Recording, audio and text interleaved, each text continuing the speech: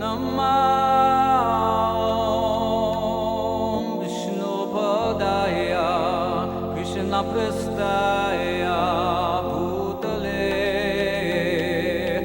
Srimate Bhakti Vedanta Swamin Ite Namani. All of that Prabhupada left to me to figure out. He didn't, it wasn't like, okay, if you have money you put marble. So we had to put marble on the floor, because you couldn't do that mosaic. So marble had to be on the floor, so we had to get good quality marble, and it's usually, Prabhupada liked black and white, that we knew, that I knew. And then it was all brickwork. So we could not get good quality bricks because they were too expensive. So then Prabhupada, when he was in Vrindavan, one of those trips, so I came to his room, I had to report what was going on, and Prabhupada was like, why is it so slow? I thought that we were building, there's money. Why is... we had money before, yes, we bought the steel, we ordered the cement, we have the truckloads of sand, but we don't have enough money to buy the bricks. So he said, so you buy this, you buy this, you buy this, but you don't buy bricks? I said, well, because we have to buy the minimum. We have to buy so much steel. So if we only buy one truck, then we will be run out very soon. So we have to order 3 or 4 trucks together. But then there was no more money to have the bricks. So he said, well, then do hundi. Hundi. Hundi. Yes, hundi. It is a very old system here in India. You can do hundi. I said, how do I do that, Srila Prabhupada? He said, well, you go to the supplier and you say, please, can you give me hundi? And then you tell him what you want. Oh. So I say hundi, and then I tell him what you want, and then I get it. I was in my mind going like that. He said, but they may not believe me. They may think I may have some, I may be going to steal from them. He said, no, you say, Swamiji said, give hundi. Just like that, Srila Prabhupada, just Swamiji said. You try. So Prabhupada left, and then we were looking for the best supplier. We said, we're going to get good bricks now. We're going to hundi, we're going to get, it's guaranteed, Swamiji. So let's get the best one. And let's not think too much about how much it costs, because it's going to be hundi. It's almost like a credit card, And so we had Ganga Prasad. He was the one, because I was thinking of Prabhupada's house to make special bricks, because the bricks that you can get locally are very ugly, and they break easily, and we had to carve them. So we had to have very good quality bricks. But when you carve bricks, you lose about 30 to 60%. And so we went to Ganga Prasad, and we just followed Prabhupada's instruction. And I said, Gangaji, we would like to have hundi from you. He said, hundi? I said, yes. You sure hundi? I said, yes. I said, Swamiji said. Ah, Swamiji said, hundi. So he smiled. And he was like, okay. Okay. What do you need? 4 trucks, please. Best quality, please. Best price. I said, I give you best quality, I will give you the quantity you want, but best price you have to leave up to me. I will deal with Swamiji about that. So, okay. Next day we had 4 trucks of bricks, and the work started. Then when the money came in, then of course we had to pay off and take care of all the other debts that we were doing with hundi. Now we only used it for the bricks. So the temple was going well. And from that time on, we felt strong. And then the village got interested in us, the Vrindavan town. Because they were thinking, Indian way of thinking is, see, once they give credit, that means we will come back to them. And they could see that we were going to build, and we want quality. So Prabhupada was very intelligent that he, through me or through us, he was able to get the business community motivated, like, hey, there is money coming there. And then everybody was, the wood suppliers wanted to work with us. All the people came to Raman Reti, they wanted to work with us. Just by Prabhupada coming up with this idea, sending his disciples to do it, so that people would trust us. If he would go and do it himself, they wouldn't do anything. The Prabhupada would come, well, there's Prabhupada coming again, well, 6 months later. We couldn't get to do anything. So he wanted to make sure that we could go on and use the name Swamiji. That is his credit card. And then everything will go on. And motivate the suppliers. But the thing was, we want best quality. Yeah, Ramareti, you have to bring good quality wood, well-seasoned wood, otherwise it will be rejected. We had some engineers at site at that time also. So then also the money thing was being resolved with Guru Kripa and some other devotees that collected, and Vrindavan was going faster and faster. Prabhupada would write letters. Where are we now? It's going on, but when are we going to open? Set a date. Set a date. Who is going to do that? They set a date. It was the wrong date. We couldn't make it. Prabhupada was annoyed again. He wasn't annoyed with me in terms about the date or promising things. He was annoyed with me only because he wanted me to go faster. But he was more annoyed with those who dared to come up with a date and not really look at the reality.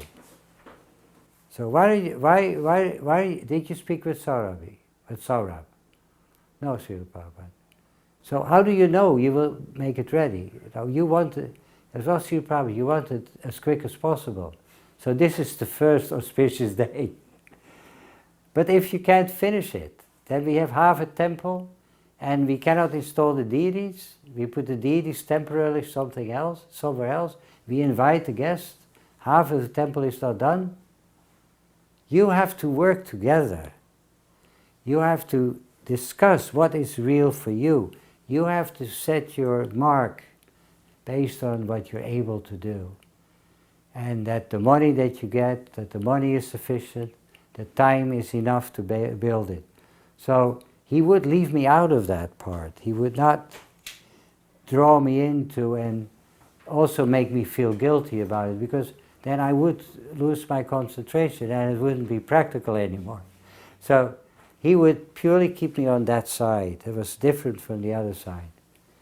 And then I was asked indirectly, what do you think about it? I said, well, if we are going to do this, then I need to have more authority.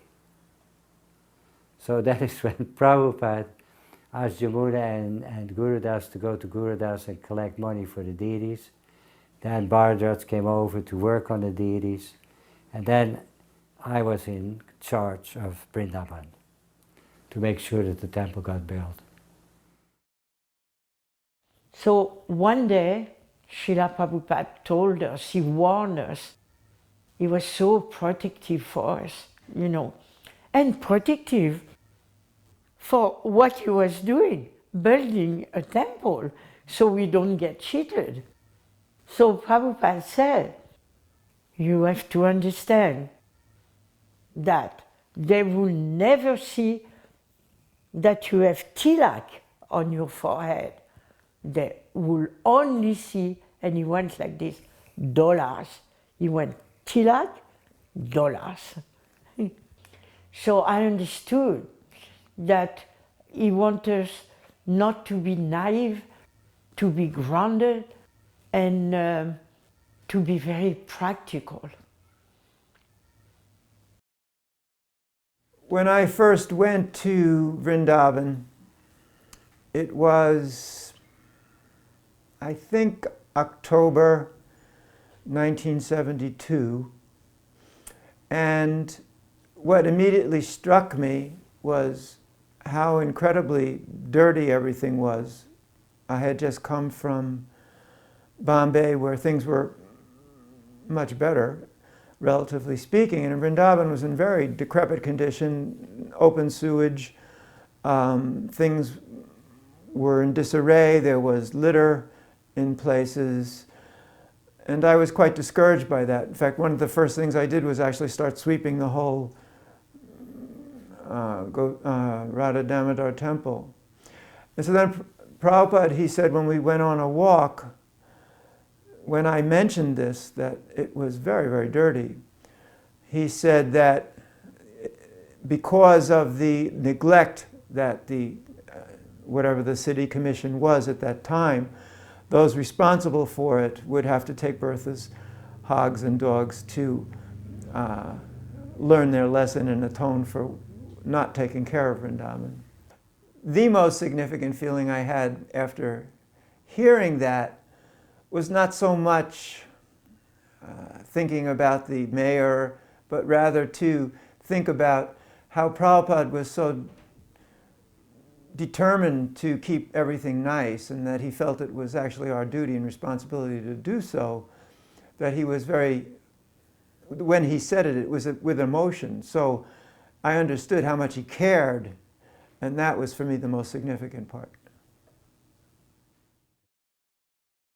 We had this while being in Vrindavan and becoming a more mature devotee, I realized that there was a kind of a competition going on between Vrindavan and Mayapur.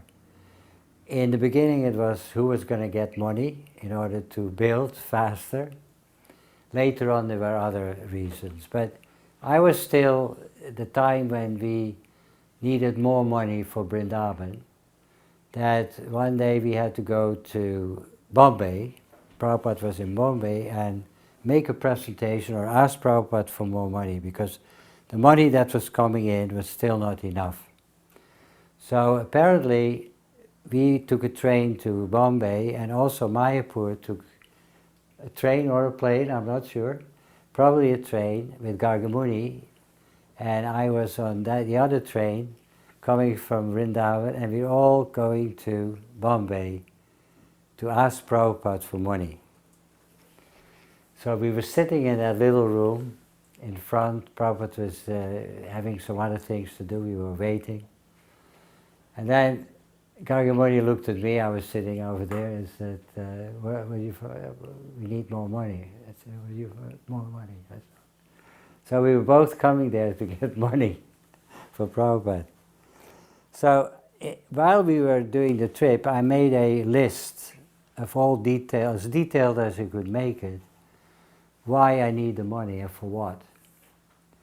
So after about 10-15 minutes, I was called in. I was the first who was called in.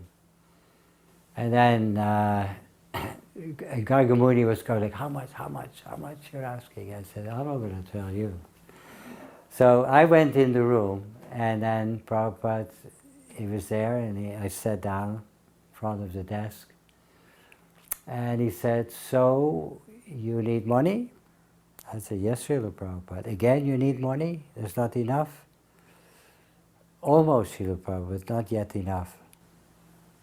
But is it nice? Are you going nice? I think it's becoming very nice, Srila Prabhupada. So what do you need the money for? So I pull out my list, and I go like, well, this, and this, and this, and this, and this, and this, and this. So how much is the total? He said. I said, well, close to 2 lakh, Srila Prabhupada. 2 lakh?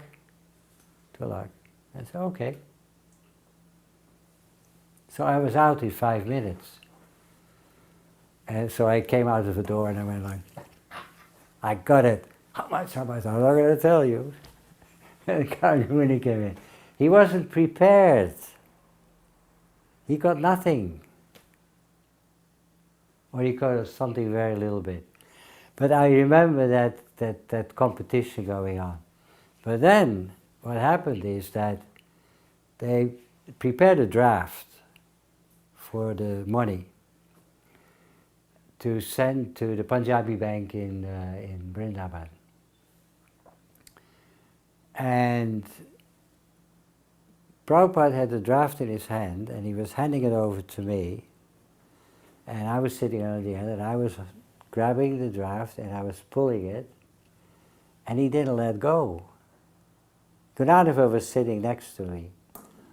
It was really strange, so I said, maybe it's stuck on his finger, so I pull a little more. He kept it in his hand, and I sort of took my hand back. Then he said, put it back to the draft, and I said, oh my God, he's going to change his mind.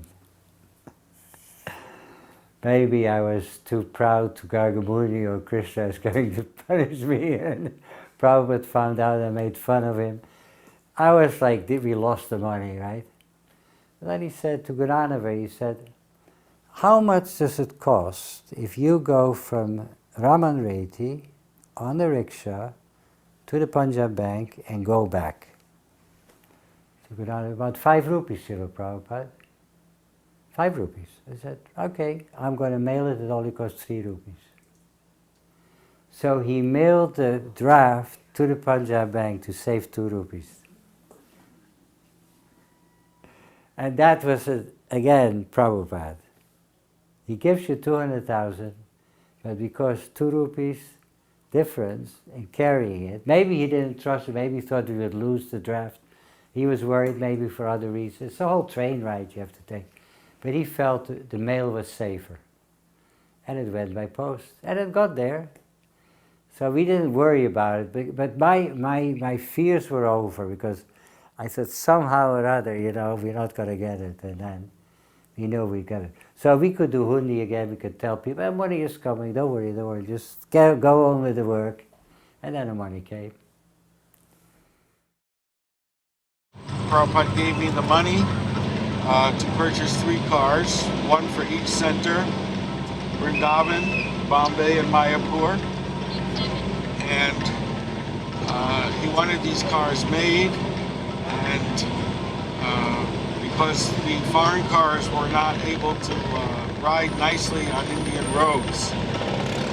So I went to Mr. Birla's factory outside of Calcutta and asked him for 3 cars, because at that time there was a waiting list of 7,000 people. In the early days, you couldn't just go buy a car in India.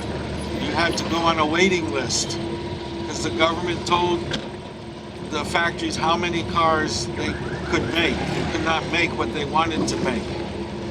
So I didn't want to wait for Prabhupada cars. He wanted them immediately. So I went to Mr. Birla and I asked him, can you give me 4 cars, because I ordered one for the Calcutta temple also. And he said, okay. And immediately that day, I was given the cars. Each car at that time cost 28,000 rupees only. It's 1975. However, when you buy these cars in those days, there was no quality control. So I wanted Prabhupada to feel most comfortable in his cars, and therefore I took the entire cars apart. We took out all the insides, everything, even the engine we took out, and we rebuilt the entire car, especially by insulation. Prabhupada didn't like noises, and he didn't like to bounce. Actually, they say these ambassadors will last forever if you just keep enough oil. Prabhupada told me that. When I first bought the cars, he said, keep enough oil and they will drive forever. And even in the material sense, Prabhupada's words about the ambassador car are true. Because now it is 2003, which is almost 40 years, and still this car is riding very nicely. So We should never underestimate the orders of the spiritual master, even on most trivial matters. When we were starting the Vrindavan Krishna Balaram temple, I was talking to Gurudas and I said, what if we put our power and all this money into acquiring Radha Damodar temple and have something small in Ramanreti? He said, yeah, let's ask Prabhupada. And we said, what if we get Radha Damodar and have something small in Ramanreti? And Prabhupada said, I cannot think of anything small. That is my disease. Everything big. Even when I was a manager for Dr. Bosch's laboratory, my plans were bigger than he could supply. Many people ask me, I just came from Atlanta, Panihati, how can I please Prabhupada? I don't know specifically, but Prabhupada liked big. See, do something big and important. At one time I was in Vrindavan. Achyutananda came. I don't know if this is appropriate for this, but he had gone to Prabhupada and I was there and he said, Gurudas should wear yellow robes. And we both looked at him, why? And Achyutananda said, because he is a householder, but he preaches like a sannyasi. And so he can wear yellow robes. And Prabhupada looked at him like, and I didn't care. And so that was shot down. So Achyutananda went on that, well, Gurudas is in Vrindavan, but it would be really good if he could come preaching around India. There's many places. And I had done that somewhat. And I said to Prabhupada after Achyutananda had gone, I don't care if I ever leave Vrindavan, I'm very happy here. I'd like to preach too, what should I do? He said, preach to devotees. He said, they need preaching. There's that same phenomena. Somebody joins, the courtship is over, and now you treat them like a married person, or whatever the analogy is. You grow complacent, that they're not unique and special. So I took that to heart, and I started preaching more. I was I think I was in charge of Vrindavan at the time, so I made it my business. It was great. Everybody appreciated it. He gave some ideas also, I will tell later, to make a little income, to maintain ourselves during the construction of Vrindavan, Krishna Balaram Mandir. So Surabhi and Gunanava, they had made some kotas and actually some shawl. It was in Vrindavan, you know. So, but they had it made specially with good price, everything, to sell it. And they wanted to offer, of course, the first one to Srila Prabhupada. So I was with them, we was very happy. So they explained to him and they offered him. And Srila Prabhupada, I remember very well, he went, oh, I cannot accept. I cannot wear a kota with the holy name because I cannot sit on the holy name. I cannot wear a shawl with the holy name because it will touch a different part of my body. So you don't do that. You never wear anything with the holy name, even bead bag. So at that time, nobody was doing. It started later. So we was, Prabhupada again opened a door to us, you know. We had the privilege to understand that holy name is Krishna. You know, when Prabhupada gave instruction, he opened doors of Vaikuntha for us. In India, if you buy something for a certain price, the rumors go out when you pay too much. Everybody knows that you got cheated. So once you're a victim of being cheated, then everybody will come to you. They're nice to you and this and that. So Prabhupada would get these stories coming in that, oh, Srila Prabhupada, I think Saurabh got cheated again. And this was like my fear. All the time I had to hear that. Some devotee or some people were saying, I think Saurabh is getting cheated. He's paying too much for this, he's paying too much for that. And Prabhupada got these reports. And that was not only in Vrindavan, that was also in Mumbai. So if I had any kind of an enemy or a person who wouldn't like me, they would just spread the rumor he got cheated. Saurabh, he's spending money left and right, and he is just, sometimes he pays twice as much, but it's the quality that is twice as good. And I just thought, I got to stick to this, I'm going to buy good quality, I'm going to get the best price possible.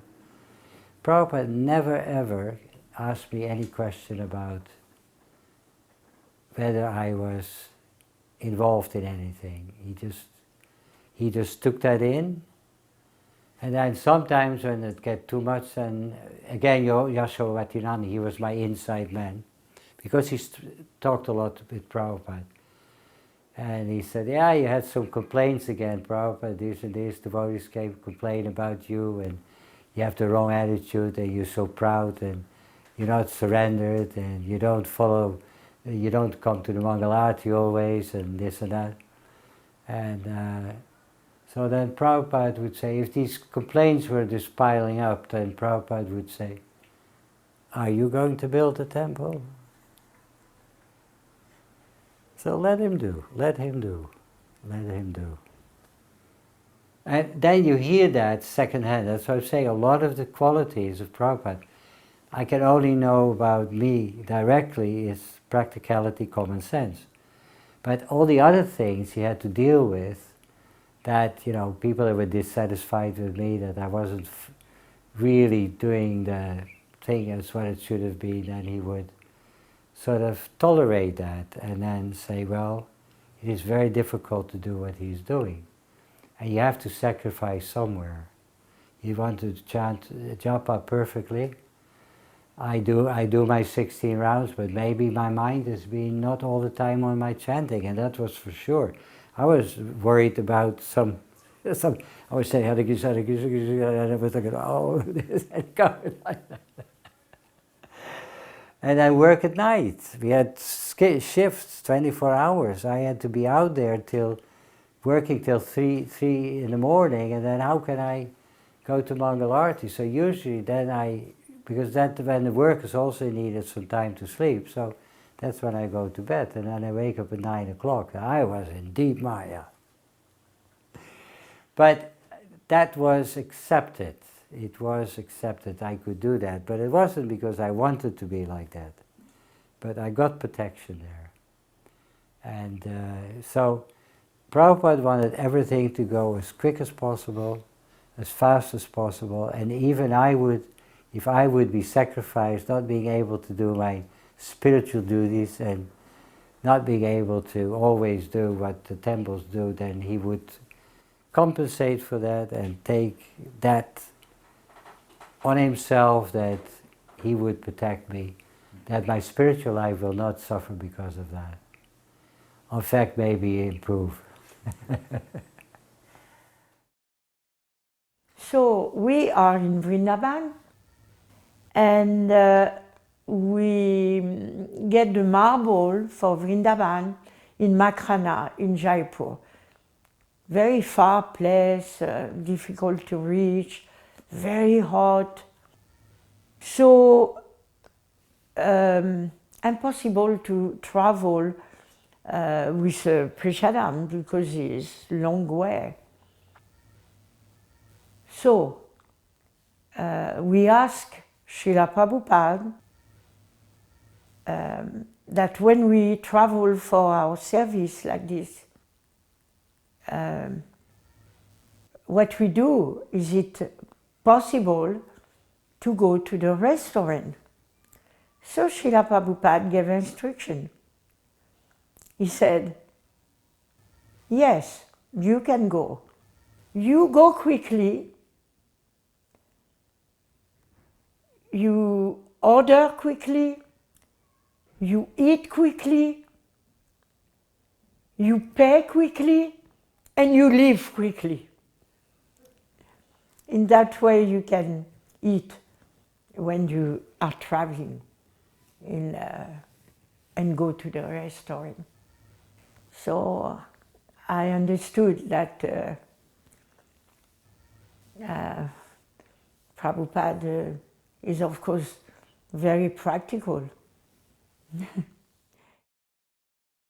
Our work for producing books for Prabhupada for the BBT, well, for Prabhupada as the BBT, was in our minds the most important work we could possibly do. And so we had gone through all of this endeavor to finish all of his books, to catch up to him. That was the goal. The absolute goal was to catch up to Prabhupada so that he would say something, I would get a tape, transcribe it that morning, it would go immediately to whoever's doing the Sanskrit thing, and Zoom it would be off to LA, and we would have everything going very rapidly. Now, the problem was that in LA, Rameshwar and others were very enthusiastic, and they wanted Prabhupada to write more, which of course everybody did, so there was nothing wrong with that. However, I was on the other end of all these phone calls, Vrindavan-style phone calls, kind of thing. And this is all at weird times of the day because of the time difference. And I'm left with the task of somehow getting this to happen. It's very easy to think of this happening, and it's quite difficult to make that actually happen because everything involved in it is out of your control. So I went to Prabhupada and I explained the dilemma we were having, that we want you to write more, you want more to write more so that we can produce more books. We all know this. We're all on the same side, the same page, but how can we possibly make that happen? I'm not going to force you to do that. You're not going to allow me to force you to do that. You're not going to care whether they say in Los Angeles. So how can we make this happen? So then we were discussing it, how we can make this happen. So he was suggesting somehow get him more time so that he didn't have to worry about things. So as far as I could, I took care of whatever political issues or whatever kind of other issues were there, and I tried to shuffle them off to GBCs so that he could do his work. Now, the real problem was that there was a lot of time of the day meeting people. He spent a lot of time. In Vrindavan, he was open basically all the time. So he had time in the morning to do his translating, but then there was this large part of the day where he was just talking with people all day long. So I said, I know this is not usually what is done, but maybe just do it less or don't do it at all. Take a vacation and just work on books, or just do it less. And he said, that's very difficult because these people come here to see me. And this is my responsibility. This is my home. This is where I present. So this is my base, more or less. Not exactly quoting, but this is where I work from, and therefore my responsibility to speak to these people because they inquire, they want to know. So then I said, yeah, well, there's not much I can do about this now. So then I told that to them in LA. We tried to do what we could do. We did as best we can. Then Prabhupada called me in and he said, you should do the darshan. And I'm, me? Me? He said, yeah, you should sit there and you should receive the people who come and you should answer their questions and you should speak with them. And I said, okay. Not like I had all that much choice. So the next day, we did that. Prabhupada went, after his lunch, he went into his room and he started working on his books. And I positioned myself in his room, and there next to his asan there was this little cushion, so I sat there. And I'm waiting, looking very darshanable and ready to speak to anyone who would come. So one man came, and he sat down, and he was looking at me. And I didn't know what to do, because he was just looking. I was going to speak, I was going to do something. So I decided to say something. Other people came, looked in, said, "Where's Swami?" I said, "I'm assisting him in this way." They said, "Oh," and they walked away. So then, after this dreadful period of time passed, Prabhupada walked in and he said, "Well, how did it go?" I said, "Well, actually, it went terrible. There was nobody, one guy, and I didn't say one person, and the others walked away. They weren't interested in me." He said, "That's the problem. They come here to see me. That's why I have to sit there. This is my responsibility." And so I never said it again. We shut down the entire operation of trying to get him to write more. We shut down all these activities to try to free him to write more. We just accepted the situation. So we are in Vrindavan in the evening. This nice darshan with Bhagavad-Gita at the time of Srila Prabhupada's milk. So we are sitting, they are talking, and Bhagavad-Gita, who was helping us so much for the temple building, was a little disturbed that night because young devotees, was a little bit rude to him. And he was old, and he gets tired, and they ask him so much to do. So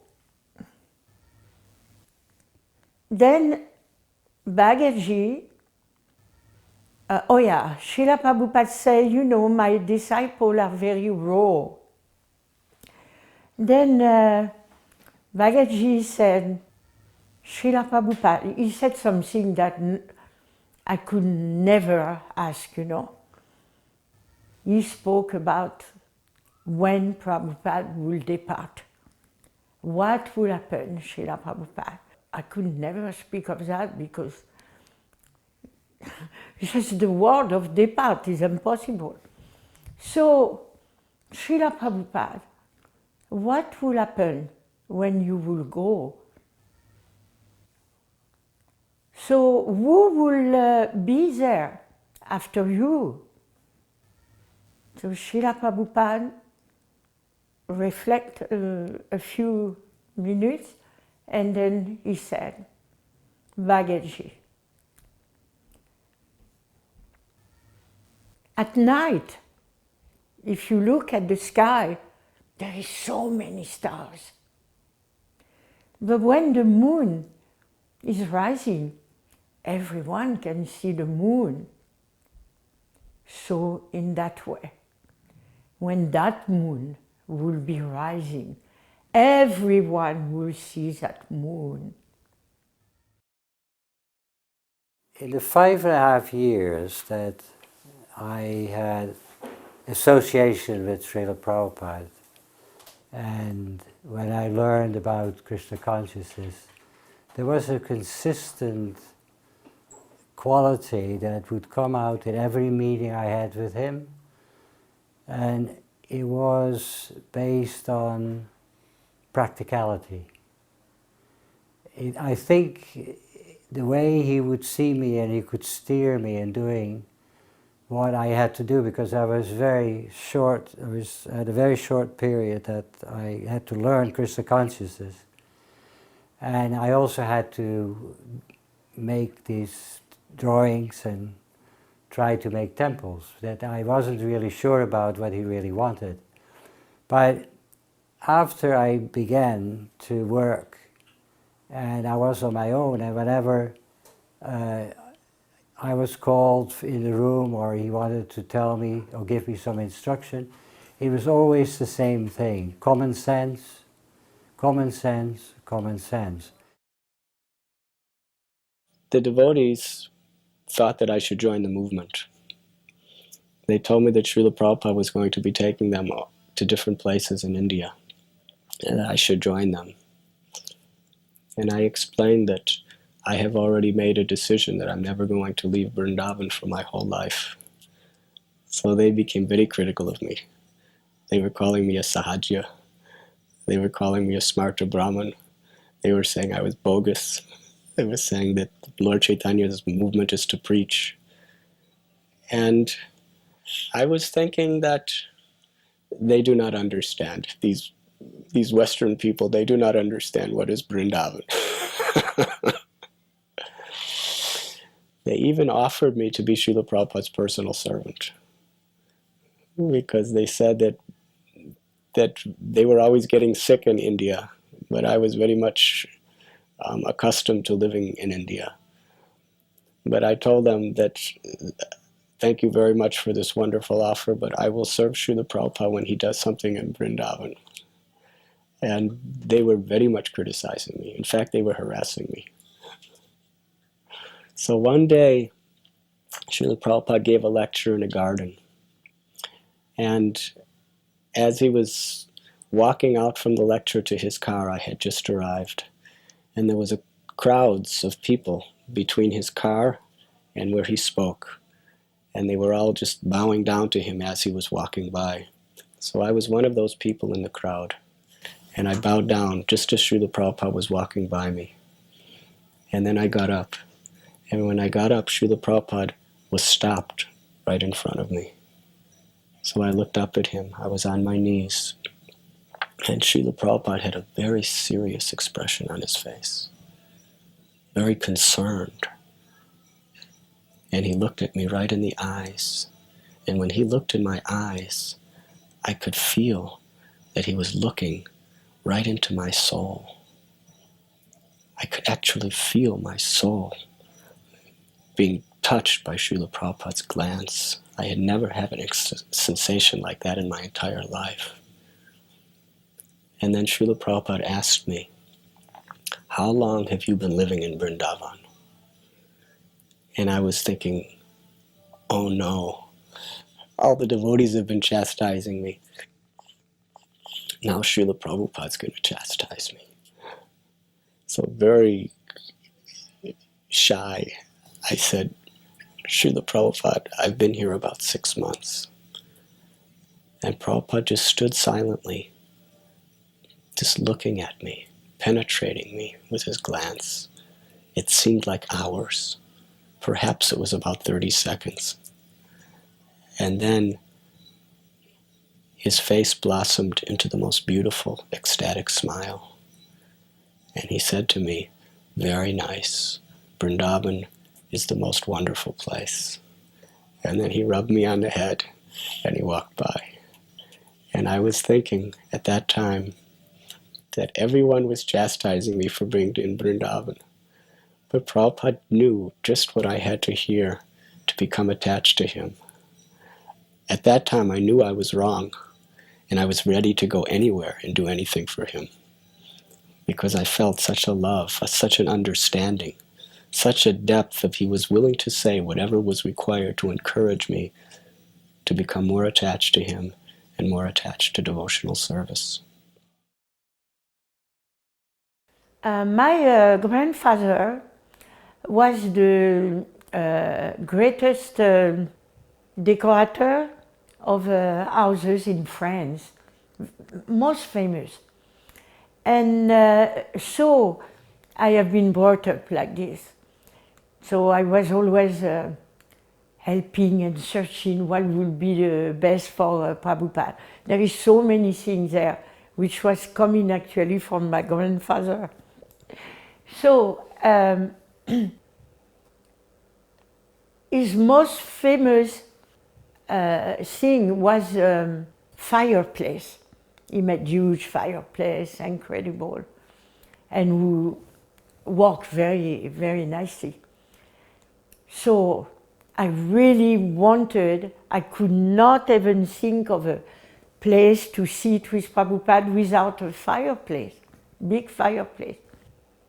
So Shoabi was not convinced at all, but I convinced him, and I said to him, you know, it would be so nice, because at night we will sit together with Prabhupada when he's cold. That was the point, that I convinced him. And he will be very warm like this. He will not catch cold and like this. So he made this huge chimney fireplace that you see in Srila Prabhupada's room when you come in. It's very predominant, black. So the day arrived where Srila Prabhupada was coming in his darshan room for the first time. So my heart was beating with that beautiful chimney. And the first words Prabhupada said, "Oh, Shrabi." He was a bit surprised. "You put the fireplace in my darshan room? You put my kitchen in the darshan room," when he saw the fireplace. Because in India, there is never fireplace where they sit together. The fireplace is small and it is always in a corner in the kitchen. In every Brij-Basi place, you see. So then I told Shrabi, look at me, he was not happy, you know. And then I said to him, slowly, I said, tell him about the evening. He will have warm, he will not catch cold, it will be so nice for darshan. So he started to tell to Srila Prabhupada, this fireplace we will put wood, make big fire, and in the winter you will be sitting, you will feel warm. And Srila Prabhupada was actually going to sit down while Shrabi was saying that. So Prabhupada turned like this, and very grave, you know. He said, Vaishnav, they never burn wood to keep warm. They were shy. And he went like this. So Shrabi had a dark look to me. I leave the room. He got some chastisement, you know, like this. And we tried the cheminée next day. I was pushing. Let's try. Oh my God.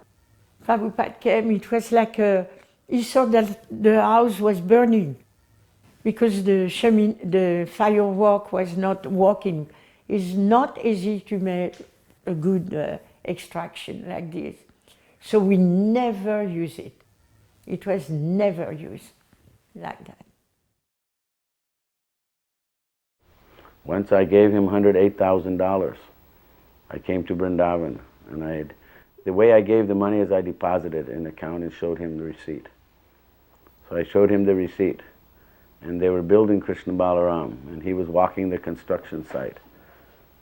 So I'd given the money, and then I'd gone, taken a bath, and I immediately came back, and he was wandering the construction site, so I went up to him, and immediately he yelled at me, "Take that dhoti off." It was the wrong color. "Never let me see you again." Yeah, immediately chastising me. Many occasions he would chastise me about this or that. And sometimes the hardest thing in management, and those that know, who have this Prabhupada association knew, that you would have to take the hit for other people. Sometimes there would be some few peas on the floor in the prasadam room, and he's walking the temple and he would see that, and then you would get, "Why is that there?" And what can I do? So now we're in Vrindavan, and getting ready for the opening of Krishna Balaram Mandir. And Prabhupada, I'm sure that you heard a lot of things from a lot of devotees about this, but he was like a tiger, you know, and every detail he was overseeing. So we're walking out, remember in the temple, Krishna Balaram Mandir, there was a fountain in the front. We were walking along there, and there was some refuge where the samadhi is now, that corner. There was some refuge because everybody was decorating and getting ready for the thing, and Prabhupada stopped. He pointed his cane. He said, "What is that?" And by that time, none of the leaders would come with him on morning walks because they knew what was going to happen. Prabhupada was going to grill them, So there was, Tamal Krishna Maharaj was there, Yadubar was there, Dhananjaya was there, Giriraj Maharaj was there, I was there. So we're walking along and he pointed his cane and somebody just said, "Prabhupada, it's just the refuse, we're cleaning it up now, we're getting ready for the..." And Prabhupada said, "Just see. Every morning you chant, Mandir Amarjanado, Mandir Amarjanado. You sing it every morning and you don't even know that that's also the temple." A pin could have dropped. A pin could have dropped. So we started to walk and fools rush in where angels fear to tread. So I said, "Srila Prabhupada," he turned around and I said, "Oh my God, now I've got to say something." And I said, "Srila Prabhupada, it seems like you're the only one who can see everything all the time. What are we to do?" And he put his cane out and it came about this far from my chest. And he said, "Yes, therefore you must follow your Guru Maharaj." I remember in Vrindavan, there were just a few book distributors who had gotten an audience with Srila Prabhupada to discuss that very topic. And I remember some of the questions that were posed, and I remember the answers explicitly. One thing I asked was about the quality of our preaching and our book distribution, and I suggested that there was one problem, that people said the only time they see us is when we're hunting for their money or trying to give them some of our books. They don't know us other than that, in essence. And his response was typically inspiring and insightful. He said it was almost a query on his part. No, they shouldn't think like that. You should tell them that they can be with you 24 hours a day. There's no reason not to be with me. He used the pronoun me. He said, "You can be with me 24 hours a day." He said, "You come with me, stay with me 24 hours a day, come live where I live and see me, and in that way you can get to know me. And after 3 days of staying with me like that, you'll become like me." So that inspired us all, because it, in essence, suggested to us that our example was just as important as our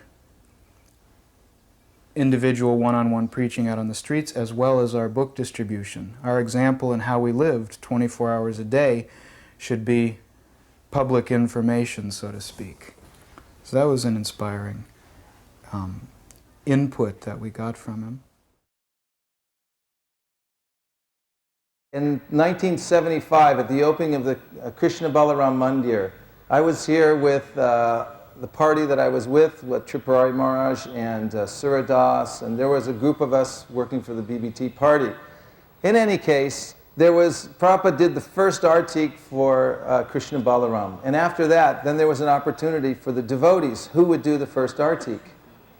And so Tripurari Maharaj was ambitious. He pushed his way in the Pujari room and he grabbed Suradas and he grabbed me and he said, "We're doing it." And Bhagavan came in and he pushed him away. He said, "No, we were here first." And Gurudas came in and he said, "No, we were here first." And we were saying, "Maharaj, just let him do it." Because we really weren't trained up so much in Pujari work. We had done a little bit here and there, but we were mostly doing book distribution. So in any case, we had to wait till Srila Prabhupada came in and then the doors would open and we'd do the artik. And so that's what happened. We went in and before we went in, the Pujari who had been up for 3 days came and said, this better be good, because all the biggest pundits from all over Vrindavan will be here. Srila Prabhupada will be watching personally, of course, and you want to make a good impression. So we were very nervous, and we waited and waited, and finally Srila Prabhupada came for darshan. We opened the doors, and we walked to the front where all the paraphernalia was, and I froze, because I had never seen such paraphernalia. Long ghee wicks. I've seen small ghee wicks before, long ghee wicks, and all types of different paraphernalia, and washing the conch outside the room and everything like that. So when the artik started, also we had never done a simultaneous artik. That's very difficult in and of itself if you've never done it. So we were there, and then Were you doing Krishna Balaram? I was at Radha Shamasundar's altar. Tripurari Maharaj was at Krishna Balaram's altar, and Suradas was at Gaur-Nitai's altar. And there was a fan going over Gaur-Nitai's altar that no one could find the switch for, because the temple had just been built and it was going full speed. So he could barely do anything there with the chamara and it lighting anything. And then Srila Prabhupada came in, he offered obeisance to Gaur-Nitai, Krishna Balaram, and he came to Radha Shamasundar's altar and stood there. And then, of course, all the GBC men and all the sannyasis, they stood behind Srila Prabhupada. And I turned around to look while I was offering the incense and practically fainted because Prabhupada was standing right there. Anyway, it went from bad to worse as I continued to fumble through the process, and I was thinking the whole time that Srila Prabhupada may ask me to burn my Brahman's thread afterwards. I really thought that. And I think when I turned around, I threw the water and it hit Tamal Krishna Maharaj square in the glasses, and he was, you know, I could see he was furious. So after the program, after the artik, we came into the pujari room, and Tripurari Maharaj said, now is the time to pray for forgiveness. And I went to the dark recesses of my room that I could find, and thought that I would stay there for a long time and pray for forgiveness. But the point is that after the artik, Prabhupada had gone back to his room. This is the story we got from Rameshwar, who had gone back there, and Srila Prabhupada said, who is this doing artik? And they said, Prabhupada, these were Tripurari Maharaj and his men, Prabhupada. He said, they don't know much about puja, but they distribute your books. And Prabhupada said, well, that is all right. That's what he told us when he came back. So anyway, after that time, I felt even more gratitude for Srila Prabhupada's mercy, and I also took it upon myself to learn how to do puja. When I was first with him, after I'd joined him in Delhi, we then went to Vrindavan, and we were there for about 10 days. So I got a real chance to see Prabhupada in action. By that time I was able to live in his quarters, and Prabhupada, the first instruction that he gave me was that now your only business is to be with me 24 hours a day. So I took that quite literally, except of course when I was asleep. But I was with him day in and day out, and I got the chance to observe everything that he did, everything that he spoke, every little action that he did. And it really struck me very strongly that Prabhupada was like a living Srimad Bhagavatam. You know, in the Bhagavatam there's a full description there of what it means to be Krishna conscious. And of course there's volumes and volumes of books that describe that. And if you read them, then it might seem like, well, this is going to take a long time, you know, to realize what all of this is. It's such a vast subject. You know, what does it mean to be Krishna conscious? But it was all there in Srila Prabhupada, you know, at every moment. So I saw that, I understood that, and I resolved in my mind that I would take as much advantage of the opportunity to see him as possible, that just by observing how he did everything, how he managed things, how he spoke, how he walked, how he relaxed, how he dealt individually with different people, you know, that would show me the best example of Krishna consciousness. And you know, it just really struck me. Prabhupada was like a living, breathing Bhagavatam. Krishna Kirtana Ganana Tanapano Jai Anilo Premadana